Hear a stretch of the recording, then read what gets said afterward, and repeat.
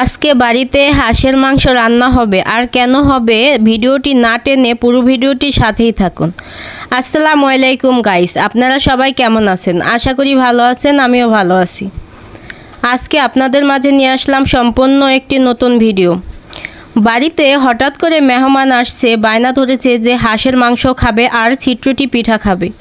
তার জন্য আমার আব্বা তাড়াহুড়ো করে বাজারে গিয়ে 3টা হাঁস নিয়ে আসছে।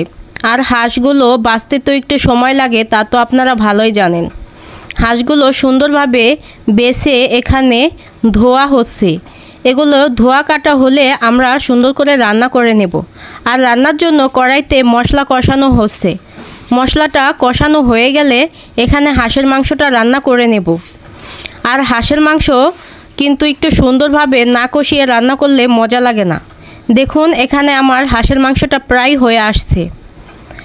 আর এই হাঁসের মাংস রান্না করার পরে আমি চিট্রুটি পিঠা বানিয়ে নেব। তার জন্য গোলাও করে নিয়েছি। মেহমান তাড়াহুড়া করে আসাতে আমরাও কাজটা একটু তাড়াহুড়া করেই করলাম।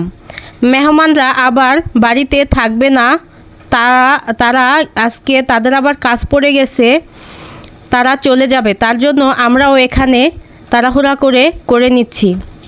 ভিডিওটা সুন্দর করে না করার জন্য দুঃখিত। এখানে আমরা পিঠাগুলো ভেজে নিচ্ছি। পিঠাগুলো একে একে ভাজা হয়ে গেলে সব জালির ভিতরে উঠিয়ে নেব। আর শুধু পিঠা খাওয়ালেই তো হবে না, পিঠার সাথে তো আরও কিছু খাওয়াতে হবে। তার জন্য এখানে রাইস কুকারে ঘরে আবার দুধ জাল করছি, কারণ একটা চুলাতে হচ্ছে না, ঘরে বাইরে সমানভাবেই করতে হচ্ছে। ঘরে পায়েস করে নেব, তার জন্য এখানে দুধটা আগে থাকতে সুন্দর করে জাল করে নিচ্ছি। জাল করা হয়ে গেলে আর চাল দিয়ে দেব। চালটা সুন্দরভাবে এই দুধের ভিতরে ফুটিয়ে পায়েস করে নেব। পায়েসটা প্রায় হয়ে আসছে। আমার ছোট ছোট ভাস্তা ভাস্তি আসছে, ওদের সাথেও একটু মজা করে নিলাম।